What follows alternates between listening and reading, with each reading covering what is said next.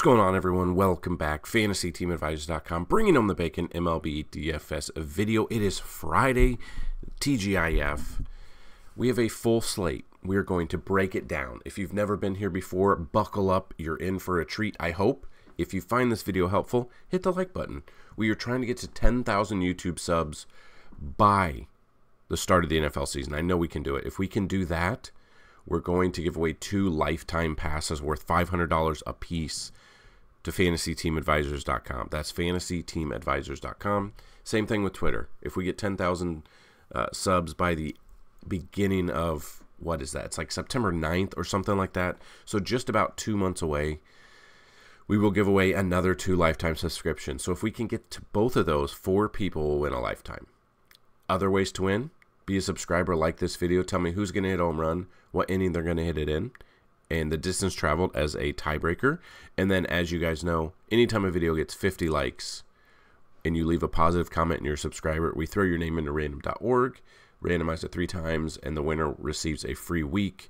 If we get 100 likes, the winner will receive a free month. And if we get 125 likes on a video, the winner will receive a free season pass for MLB DFS, brought to you by FantasyTeamAdvisors.com. So yesterday's video actually got it. So I've already got the names in there. Everyone who left a comment, a positive comment, your name is on here. We're going to randomize it 3 times, and then we're going to get started. So good luck to everybody. 1, 2, and the winner of the free MLB DFS week is Willie Wooten. Congratulations. I believe that's the first time I've seen that name as a winner. Again, if you guys watch these videos every single day, you can potentially win every single day. So congratulations, Willie. So if you will leave a comment on here and then hit us up on Twitter at advisors_team, or hit us up via email, dfshelp1@gmail.com. That's dfshelp1@gmail.com. We'll get you set up for a free week.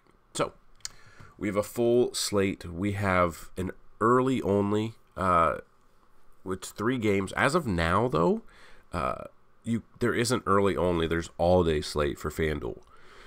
So there's only 3 games on it. Not the best of games, and we will look at that. If you guys were with us yesterday, I believe all of our lineups on DraftKings, they cashed for us. What I say is we do have optimal lineups there, but mix and match with them, because sometimes people will be out. That's why we have so many other great resources like a cheat sheet, these videos, everything like that. So as of right now, DraftKings has a turbo slate, aka an early only. FanDuel only has an all-day slate. So they probably will change that, but we'll dig right into it. So going in, if you don't know what we do, we go through every single game. We go through the pitching, we go through the bats that we like, and hopefully it helps you. So first game here, we've got Blue Jays at the Tigers. Alek Manoah versus Alex Fido. So Manoah, we know his story. Dominated last year, really good. Got dominated this year. Then got sent down to the Florida League, which is below single A, which is crazy. Got lit up by 17 to 20-year-olds. I think he gave up 11 runs. Just terrible. Went to Double A, had I guess a good outing, and now he gets called up here. I don't know what to think about this one. I made an article yesterday of the plays that I like today, and I went back and forth. He has a good matchup against this team. They brought him up I think they brought him up for this matchup because I believe the Tigers ranked 29th in OPS in scoring on the year. So in all honesty, this is a fantastic matchup for Manoah, but he has looked absolutely terrible. He's 1-7 record, 6.36 ERA. Against Houston, he got 1 out. I mean, he hasn't pitched in the majors since June 5th. So he's been down for over a month, but he's back now. 1 walk, 6 earned runs, minus 17 fantasy points there. He's 7,500. I will take exposure to him because it's a fantastic matchup. I would not be surprised if he gets lit up. I think he's got the yips, or the equivalent of whatever the yips are for MLB players, because he just can't pitch this year. So it's weird. He's got a great matchup. I wouldn't be surprised if he dominates, but he hasn't shown us anything this year. His best outing so far this year was against the Yankees, 7 innings, 5 strikeouts back on April 22nd. 40 fantasy points. Well, no, it's actually against Kansas City on April 5th, 7 innings, 5 strikeouts. So it's been a long time since he's had a good outing. On the other side, Alex Faedo, 4 plate appearances. I probably wouldn't take him because it's Toronto. So I'll have some Manoah in tournaments because I don't trust him. I won't have any Faedo here. And then the bats, it really just depends. If you're looking at Blue Jays bats, we'll have to wait for the BVP numbers and Vegas numbers to come out. But, Bichette, George Springer. Basically, I would load up on the Blue Jays bats against Faedo.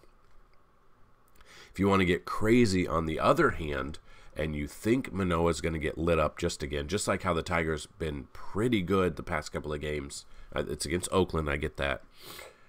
I would look, they exploded yesterday. Matt Vierling, Baez had a good game. Torkelson, you could get a little bit creative here. Very under-owned will be the Tigers' bats. Braves at the Rays is next. You got Charlie Morton versus Cecilian Murphy, a.k.a. Tyler Glasnow. Look up Cecilian Murphy if you don't know who that is. Peaky Blinders, Oppenheimer, a lot of movies. Was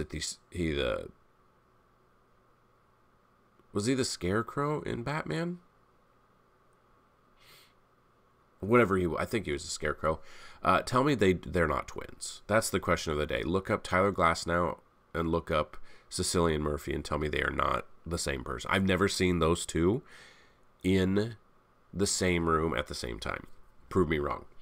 Next game, Charlie Morton versus Tyler Glasnow here. Charlie Morton, 15 plate appearances, 154. Glasnow, 38 plate appearances, 156. I kind of like both of them.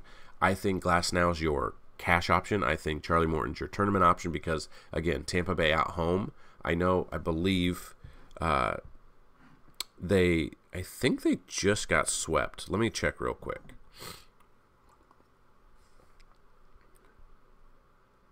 Tampa Bay's actually lost 5 straight games, which is crazy to think about. But looking at that, I'm kind of looking at Tampa Bay at home to bounce back. But again, both of these offenses are good. So in my theory, Glasnow's my cash option. Charlie Morton's my tournament option. No real bats. I'm not really looking at any bats right now. I have to look at BVP. I have to look at all of the other factors that come into play. But I'd rather take some of these pitching. Obviously, if you're going to go bats on the Braves side, Matt Olson, Acuna, Ozzie Albies, Austin Riley, d'Arnaud, Sean Murphy. If you're going with Tampa Bay, Yandy Diaz, Wander Franco, Rosarena. It just depends on the lineup that comes out. Harold Ramirez, Jose Siri, anything like that. Be a little bit cheesy. Not Jose Ramirez. Jose Siri, Harold Ramirez. I think I said that wrong. So kind of looking at that, those would be the bats and my thoughts on the pitching there. And then the final game on the early slate / turbo slate, you got Zach Wheeler versus Alcantara. Wheeler, 97 plate appearances, 247 batting average. And then you've got Alcantara, 233 plate appearances, 319. Just hasn't looked right this year. 3-7 record, 4.93 ERA. So Alcantara is supposed to be their stud, their Cy Young worthy pitcher. While the Marlins are doing really good this year, Alcantara is not. Against Atlanta, 5 innings, his last start, 6 strikeouts, 4 earned runs, 21 fantasy points. Trying to see if he's faced Philly this year. He did back on April 10th. 4 innings, 10 hits, 4 strikeouts, 9 earned runs, -3 fantasy points. That was at Philly. This is Miami, but Philly's got his number. So let's look at I'm guessing Schwarber. Trey Turner really wasn't doing anything at that time, but we'll see. Harper's 11 for 33 with 4 doubles and a home run. Schwarber's 8 for 29 with 3 doubles. I wouldn't be surprised if Schwarber leads the game off with a home run. Trey Turner's 12 for 30 with 2 doubles and a home run. Real Muto, 9 for 33 with a double and a home run. I mean, everyone's hitting him. 333, 276, 400. Yeah, it's crazy to see how much he's fallen off. He is a Cy Young. I mean, he is a fantastic pitcher when he's on, but he's been off. I will be overexposure on a Philly stack, the bats I just mentioned. I will look at Alcantara. I would think about him for a little bit because people are going to see these same numbers. If he somehow turns it around and has a fantastic game, his ownership's going to be very, very low. And that's where we can take advantage. So the majority, I will have exposure to the Phillies bats, but I will throw Alcantara into some of my GPP lineups just in case he turns back time and dominates. Wheeler, I don't know. I'd put him in tournaments probably. He's had ups and downs this year. We've used him for both, and we've been on the good side for it and the bad side. Overall, not a ton of success against him. No triples, no home runs. You got Gene Segura, Jorge Soler, John Birdie, Garrett Cooper, Brian De La Cruz, Jesus Sanchez. I would look at Luis Ariz is always on base as well. Then we go to the next game. Rangers at the Nationals. Cody Bradford versus Trevor Williams. So Bradford, I'm trying to think. Yeah, he's more of an opener. Sometimes he's gone. So 2.1 innings against Houston's last start, 4 strikeouts and 19 fantasy points, which is okay. If he has a game like that, if he has a game like he did against Detroit, 4.1 innings, 8 strikeouts, 3 earned runs, 28 fantasy points at 5,500 is a fantastic matchup there. You would be able to basically load up on all of your studs, bats wise, and if they all go off, you should cash. Will you take down a GBP? Probably not. Could you? Yes. But I could use Bradford for tournaments, but again, he's 2.1 innings, 4.1 innings, 0.2 innings, 4.1, 5, and 5. So he's been very inconsistent, gotten to 5 innings twice. If he has a good game against Washington, I could see 5 innings, 5 strikeouts, enough fantasy points for you. So I'll have some exposure to him. Flip side of that, Trevor Williams, I will have no exposure to him. I know the Rangers they looked bad against the series in Boston, like bad. They lost 2.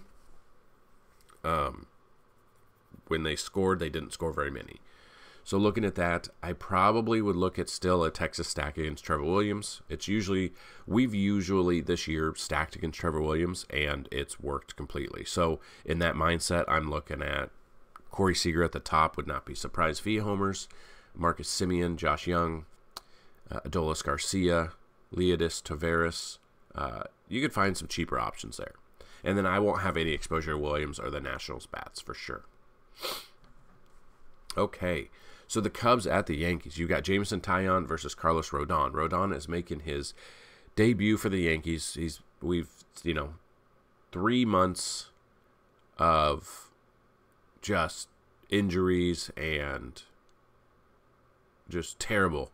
Hasn't been healthy. Now he's finally healthy, quote unquote healthy, and he's got a good matchup against the Cubs. But the Yankees are playing just terrible right now. I don't know. Something needs to change. I don't know if they're going to sell at the deadline or if they're going to trade for pitching and a left fielder. They need something. And we could see possibly a left fielder, outfielder coming from the Cubs in Cody Bellinger that I've read. So we'll see. But Taillon against his former team, 55 plate appearances, 271 batting average. Carlos Rodon, 70 plate appearances, 127, 37.1 K percentage. He's had good numbers. I will have exposure to Rodon here. It's just you don't know what you're going to get. You don't know if he's going to be on a pitch count. He threw 58 pitches in his last outing at high A, so I don't think he's going to go deep. The problem is the Yankees just got dominated by the Orioles 14-1, and they actually pitched some of their pitchers instead of IKF did go in and pitch, but their bullpen has been worked in that series. So looking at that, who knows? They're going to call him up. He's going to start. He should be activated by the time you watch this video. Don't know if he's going to be a pitch count. If he dominates, they could go further. We'll just see. Probably not looking at Taillon. Taillon this year, he's really regressed. I mean, he's got a 2-6 record, 6.93 ERA. Hasn't gotten more than 31 fantasy points since April 15th. hilariously against the Dodgers, where he had 7 strikeouts. If the Yankees are on, I could see a good game from them against their former teammate. We'll kind of see. Rizzo 10 for 22 with a double and 2 home runs. That's pretty much the bulk of where the numbers come from. That's 455. Then you got 143, 286. So that's kind of where your numbers look. If Bader is in there, I kind of like Harrison Bader. If, like I've said, if Stan is playing the outfield, I'm taking him as a bat. If he's only DHing, his numbers are so bad, I wouldn't. Donaldson, I wouldn't take him at all. IKF I would take. Volpe I would take. Jake Bauers is hurt. He hurt his shoulder, so he's probably out. So we're probably looking at Billy McKinney playing left field, a lefty on righty matchup at home. That's a very cheap option there. Rizzo, another lefty. Bader is a righty, but when he's on, he's on.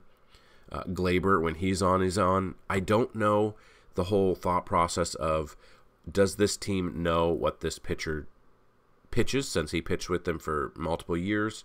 Do they know his mindset of what he likes to pitch in certain counts? If that's the case, I don't know if there's like a case study of former teams or teams facing their former pitcher and dominating because they know what kind of pitcher he is. Obviously, I don't know if that's a thing. When the Yankees are on, they are on. So I will have exposure to Rodon. I will have exposure to the Yankees bats. I won't have any exposure to Tyon or the Cubs. Royals at the Guardians is next. Daniel Lynch versus Aaron Savale. I'm not taking Lynch. 49 plate appearances, 439 against him. Aaron Savale, I'll take a little bit of exposure because, again, a pitcher against Kansas City, 9 times out of 10 we've taken, he's dominated. Jose Ramirez, 4 for 9 with a double. Always want to look at Ramirez. Rosario, 6 for 11 with a double and triple. Honestly, I think a cheap option for stacking might be the Guardians today. So I would look at Jose Ramirez, Jimenez, Ahmed Rosario, and possibly Josh Bell in this one. A little bit. I'll take Savale in both cash and tournaments because Kansas City's bad. I won't have exposure to Daniel Lynch. Athletics at the Red Sox, Luis Medina versus Brennan Bernardino. I am not familiar with Bernardino. He's 5,500. He's an opener. 1.1 innings is what he's gotten his last 4 starts. So, yeah, he's not gone more than 1.1. So we're not using him even against Athletics, and I'm not using Medina in this lineup. So I would be stacking,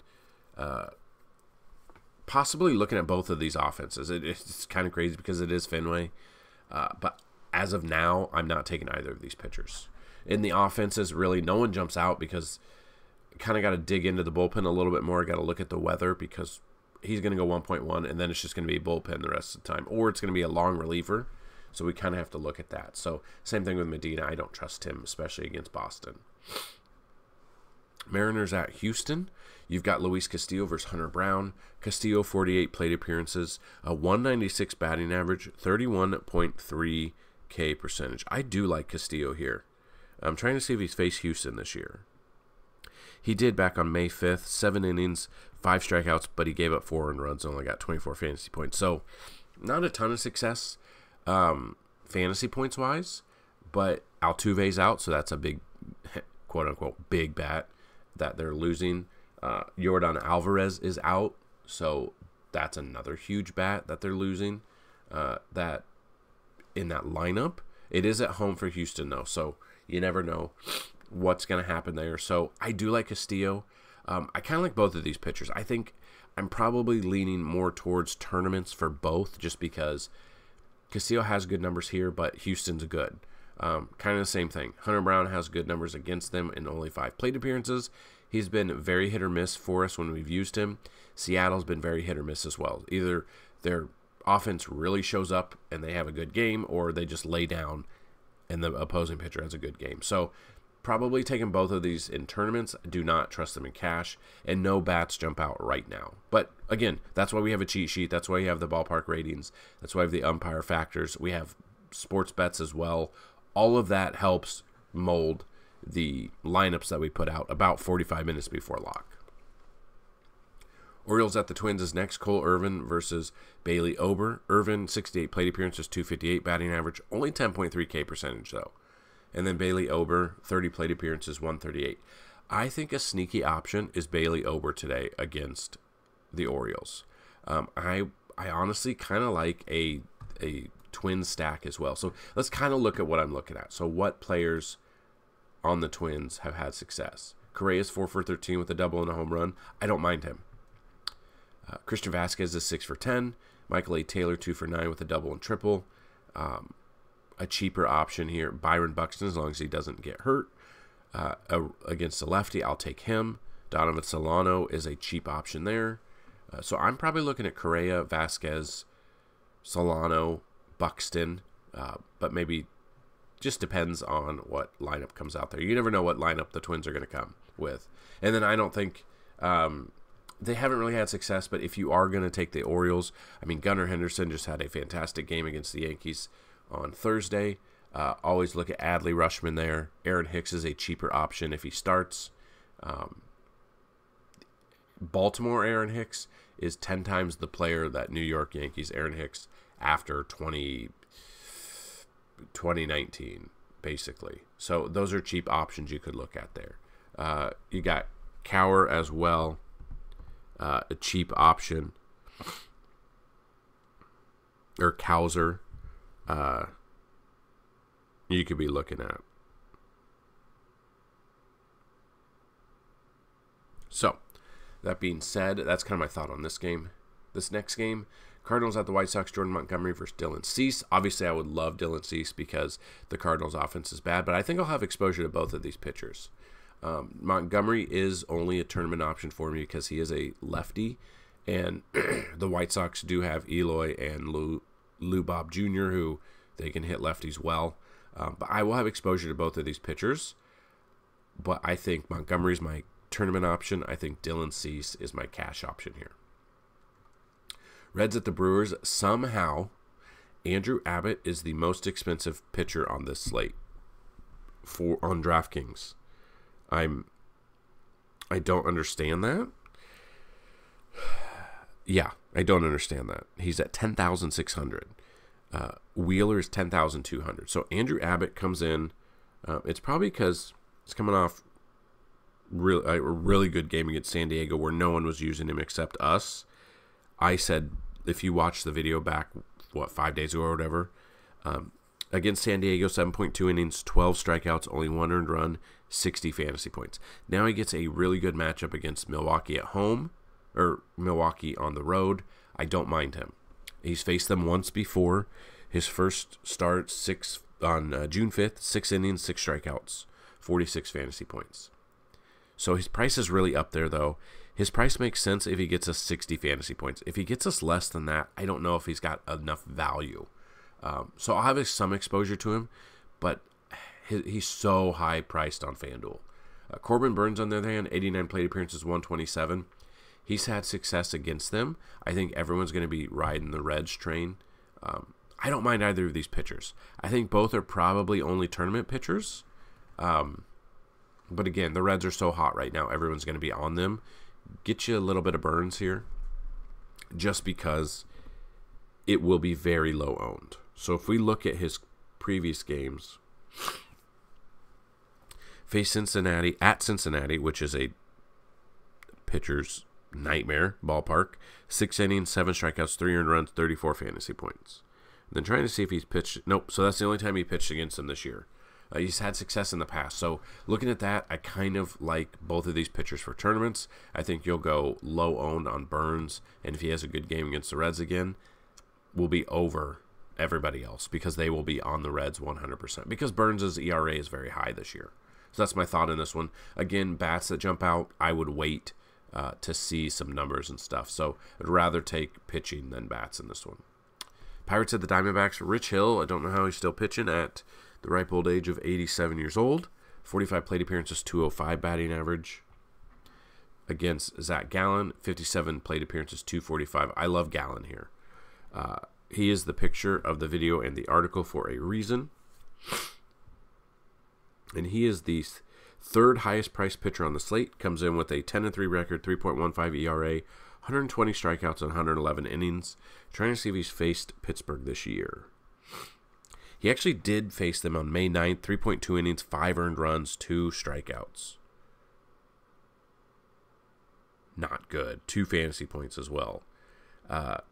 He's gotten better this year. Pirates are playing not like the best team. I think back then they were still one of the best NL teams. Rich Hill, how are you still pitching? Trying to see what he's done. 7-8 record, 4.5 ERA. Seeing what he's done against Arizona this year.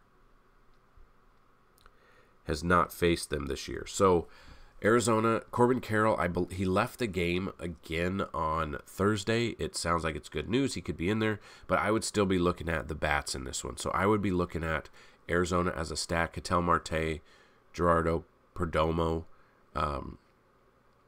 Christian Walker, Lourdes Gurriel Jr., Evan Longoria, if he's in there. I would be looking at these bats, the right-handed bats for Arizona against Rich Hill. And then I will take Zach Gallen against Pittsburgh for sure. Mets at the Padres is next. You got Verlander versus Yu Darvish. Verlander against the Padres, 155 plate appearances, 151 batting average, 27.1 K percentage, and a 204 WOBA. So looking at that, those are good numbers. This is a pitcher's park in San Diego.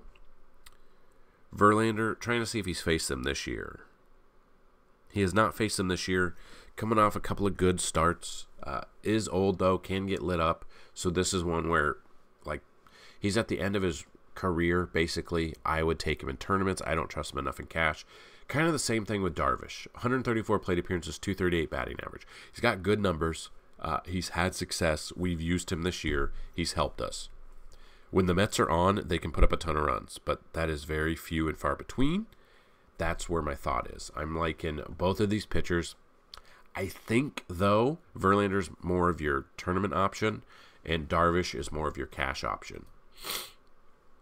If you want to look at bats against them who've had success,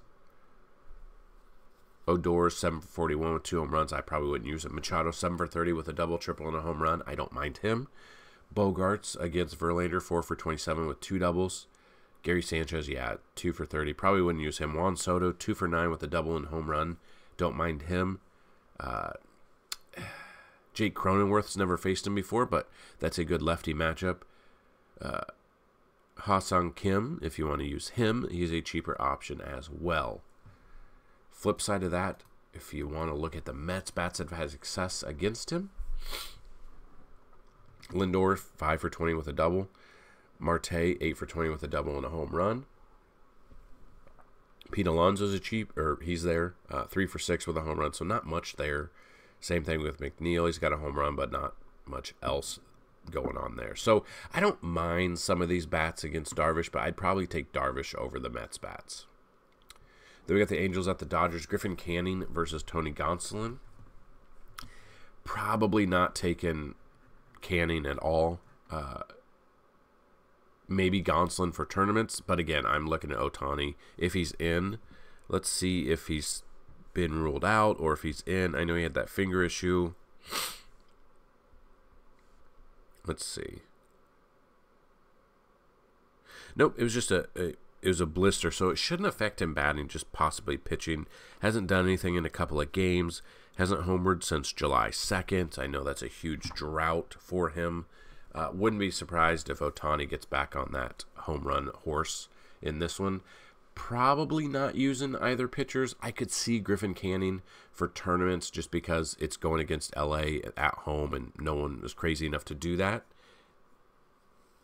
He might be under the field if he has a little bit of a good... If he can go 5-6 innings, 5-6 strikeouts, giving up less than like 3 earned runs, I think it could be a good outing for him. And then the Rockies at the Giants is the last game. You got to be announced versus Ross Stripling. Stripling, 32 plate appearances out of him, 231 batting average. It's in San Francisco, which is a fantastic pitcher's park. Colorado's not that good of a team. They've put up some big numbers on some teams a little bit, but other than that, not much.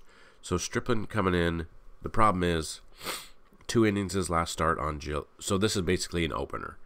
So this is what I'm talking about. You would see this and you're like, oh, Ross Stripling's a starting pitcher. Let's go with him.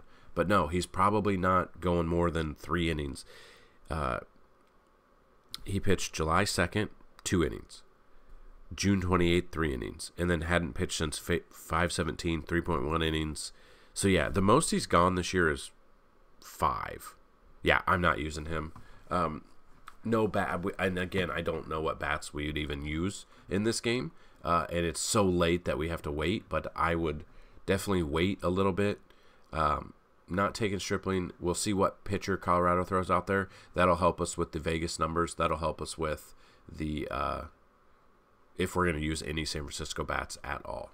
And there you go. That is the entire breakdown. Hopefully it helped you. If it did, hit that like button, hit the subscribe button. Go follow us on all of our social media. We did just open up a Threads account, Fantasy Team Advisors, all one word, over there on Threads. We're going to try check that out and see what that's all about as well. And that's all I've got. If this video, if you found it helpful, hit the like button, hit the subscribe button. Come back for more. We're going to be back Saturday. We're going to be back Sunday. We're going to be back Monday. We're going to be back Tuesday. We're going to be back every single day we possibly can. If we don't have a video out there, we most likely have an article over at FantasyTeamAdvisors.com. If you want, so we went over everything. If you want to see a little bit of the bats we like at each position, click the link in the description. That is today's article. That definitely helps us out. Any views help us out as well. Any time you watch these ads, they help as well. So that's what I've got for you. Good luck today, everyone. And you know what to do. Let's bring home some bacon. Peace.